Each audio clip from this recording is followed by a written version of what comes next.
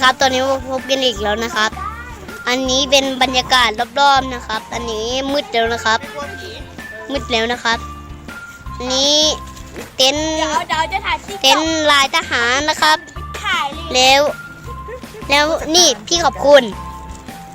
และนี่ก็ป้าโอครับและนี่ก็ย่าผู้ทำอาหารที่เจ๋งที่สุดยายก็ทำปูอัดได้เจ๋งที่สุดลุงเบิ้ลก็กางเต็นท์ได้เจ๋งที่สุดมากในชีวิตเลยนี่มีชิงช้านั่งได้มันจะขยับโยกมันโยกได้นี่ก็มีที่วางของ2 ด้านแต่อันนี้มันจะพังแล้วนี่ก็มีเก้าอี้1 2 3 4แล้วก็ให้ขายกล่องเนี้ยวันเนี้ยขอบคุณอยากมาเที่ยวแล้วก็5 6แล้วก็7นี่มีที่วางของ1 2นี่มุมบรรยากาศรอบๆนี่จะมีนี่คนทำปูอัดได้เจ๋งที่สุดในโลกในชีวิตนี่ว่าเราไม่ควันนะรอเลยเอ้ยรอเลยอ่ะรอเลยอ่ะดูสิมีควันมีควัน2 ที่รอเลยอ่ะร้อนมากเคยดูโรงเรียนอะไรก็ไม่รู้ว่านั่นดูสินะนี่ก็จะมีหลอนมากเลยครับภาพจริงหลอนที่นี่นะครับผมก็ถ่ายได้วอลเปเปอร์ลูกวอลเปเปอร์นะครับนี่ครับ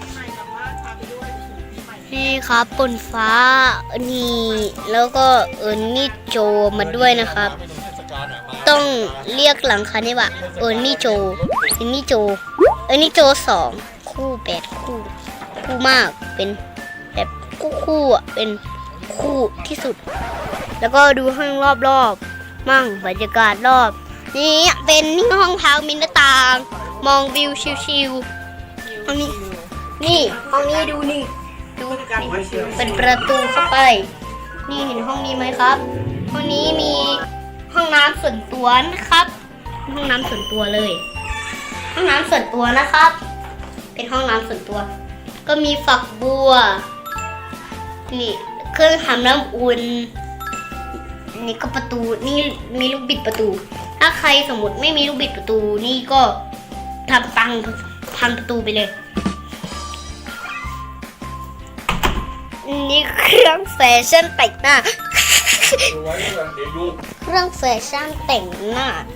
นี่ใครไม่มีลูกบิดประตูลองมาดูห้องนี้บ้างนะครับที่ผมติดสติกเกอร์ไว้1 อันนี่ติดสติกเกอร์เป็นลูกสติกเกอร์เข้าไปข้างในนี้บ้างนะครับพี่ใบบุญนอนเล่นเกมอยู่นะครับ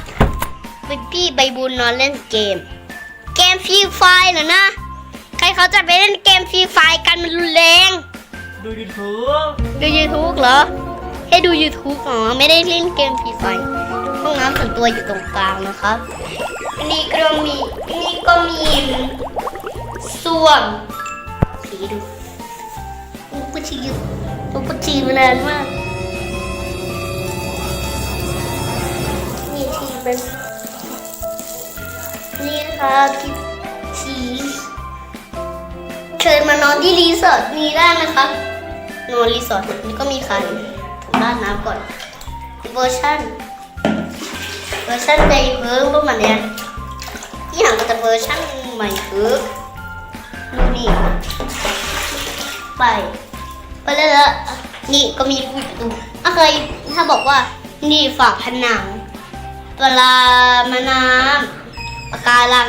มีอะไรทุกอย่างดูไม่ได้เลยครับ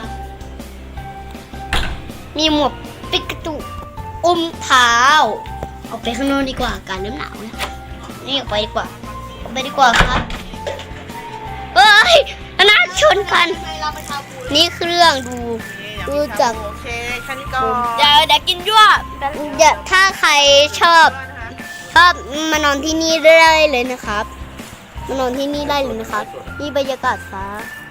มานอนที่นี่ได้เลยนะครับ นอนที่นี่ได้เลยนะครับ ถ้าใครชอบวิดีโอคลิปนี้ ก็อย่าลืมมานอนที่นี่ด้วยนะครับ